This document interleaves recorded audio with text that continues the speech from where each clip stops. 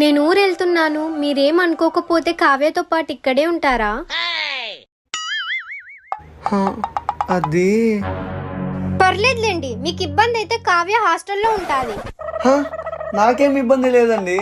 తనకు ఓకే అయితే నాకు ఓకే. సరే వెళ్ళి లగేజ్ తెచ్చుకోండి. రే మామ, లగేజ్ తెచ్చేబోరా. సరే, నేను 2 డేస్లో వచ్చేస్తా, భయపడకే.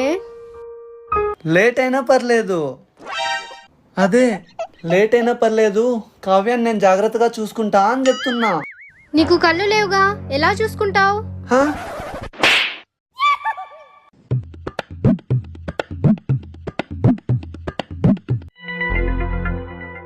ప్రెషు, మీకు కళ్ళు కనబడవుగా, అంత బాగా టీవీ ఎలా చూస్తున్నారు?